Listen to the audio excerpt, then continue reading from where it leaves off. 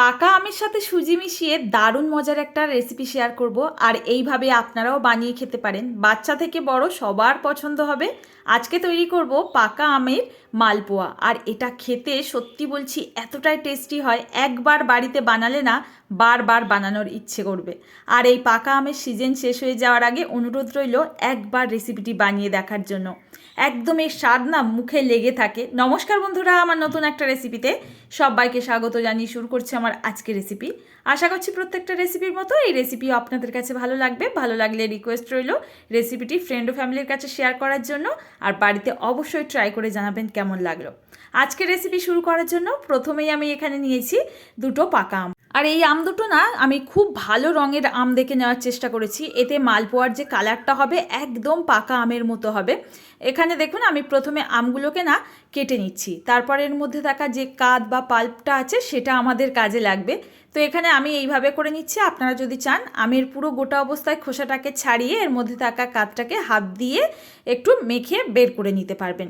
তো দেখুন এখানে আমি দুটো আমের কিন্তু মানে পুরো পাল্পটাই ব্যবহার করব। এখানে এইভাবে করে কেটে নেওয়ার পর পাল্পটা বের করে নেব।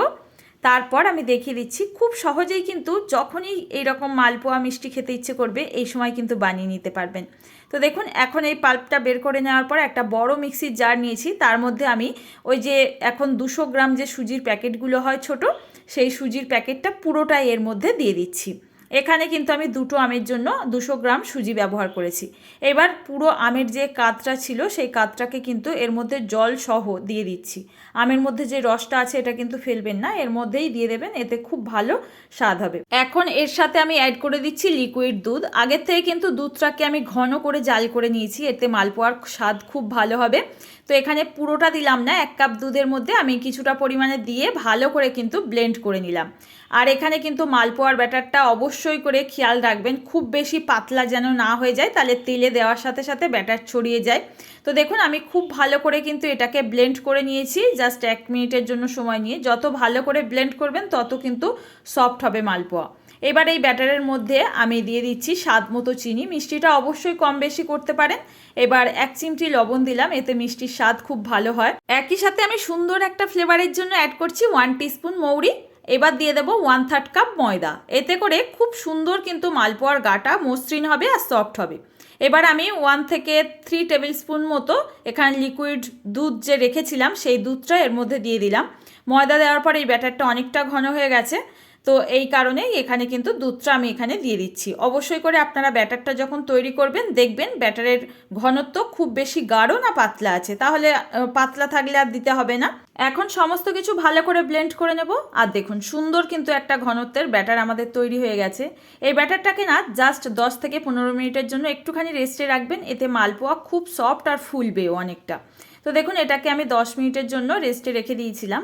এখানে দেখুন এইবার কিন্তু ব্যাটারটা একদম রেডি হয়ে গেছে আমাদের এই মালপোয়া তৈরির জন্য। মালপোয়ার ব্যাটার যত টাইম একটু রেখে দেওয়ার চেষ্টা করবেন ততই কিন্তু মালপোয়ার ব্যাটারটা ভালো হবে। আর যখনই তেলের মধ্যে এই ব্যাটারটা পড়বে না আপনা আপনি ফুলে একদম বলের মতো হয়ে যাবে। এখন মালপোয়াগুলো ভেজে নেওয়ার জন্য বেশ কিছুটা পরিমাণে তেল আমি গরম করে নিচ্ছি। আর এখানে সর্ষের তেল বাদ দিয়ে কিন্তু আপনারা রিফাইন্ড অয়েল বা রাইস ব্র্যান্ড অয়েলে ভাজবেন। তো দেখুন তেলটা প্রথমে হাই ফ্লেমে গরম করে গ্যাসের ফ্লেমটা একদম লোতে করে দেব। তারপর এখানে ব্যাটার পরিমাণ মতো দিয়ে দিতে হবে। যদি বড় বড় মালপোয়া করতে চান তাহলে বেশি করে ব্যাটার দেবেন, আর এই রকম মিডিয়াম সাইজের করতে চাইলে অবশ্যই ব্যাটারের পরিমাণটা কমিয়ে দেবেন। এবার আস্তে আস্তে চারি সাইড দিয়ে কিন্তু এইভাবে তেল ছিটিয়ে ছিটিয়ে ভেজে নিতে হবে। আর দেখবেন আপনা আপনি কিন্তু ব্যাটারটা দেওয়ার সাথে সাথে এখানে মালপোয়াগুলো একদম বলের মতো করে ফুলে উঠছে। তো দেখুন এগুলোকে কিন্তু আস্তে আস্তে ধিমে আঁচে ভাজবেন, তাহলে ভেতর থেকে সুন্দরভাবে কিন্তু মালপোয়াগুলো তৈরি হবে। এই মালপোয়ার কালারটা দেখছেন একদম গোল্ডেন হয়ে গেছে, এটাকে তেল ঝরিয়ে উঠিয়ে নেব। একইভাবে আরও একটা ব্যাটার আমি দিয়ে দেখিয়ে দিচ্ছি। দেখুন কত সুন্দরভাবে এখানে মালপোয়াগুলো তৈরি হচ্ছে, আপনা আপনি কিন্তু সুন্দরভাবে এখানে ফুলে বলের মতো হয়ে যাচ্ছে। ওপর থেকে একটুখানি এইভাবে গরম তেল ছিটিয়ে দেবেন আর দেখবেন আপনা আপনি তেলের ওপর ভেসে উঠছে। এখানে প্রত্যেকটা মালপোয়া কিন্তু একইভাবে তৈরি হবে। আপনারা কিন্তু অবশ্যই আমের সিজন শেষ হয়ে যাওয়ার আগে একবার বানিয়ে দেখতে পারেন। এইভাবে যদি বাড়িতে গোপাল থাকে বানিয়ে কিন্তু ভোগ লাগাতেও পারবেন। বন্ধুরা, আজকের রেসিপি আপনাদের কাছে কেমন লাগলো জানাতে কিন্তু একদম ভুলবেন না। এখন একটা মালপোয়া আমি আপনাদের একটুখানি কেটে দেখিয়ে দিই। দেখুন, ভেতরটা একেবারেই না পাকা আমের মতো, আর এর ফ্লেভার যে এতটাই ভালো হয়, সত্যি বলছি এর স্বাদ না মুখে লেগে থাকে। এখানে কিন্তু আপনারা এইভাবে বানিয়ে দেখতে পারেন। আপনাদের কাছে রেসিপি যদি ভালো লাগে একটা লাইক করবেন, ফ্রেন্ড ও ফ্যামিলির কাছে রেসিপিটি শেয়ার করার জন্য অনুরোধ রইল।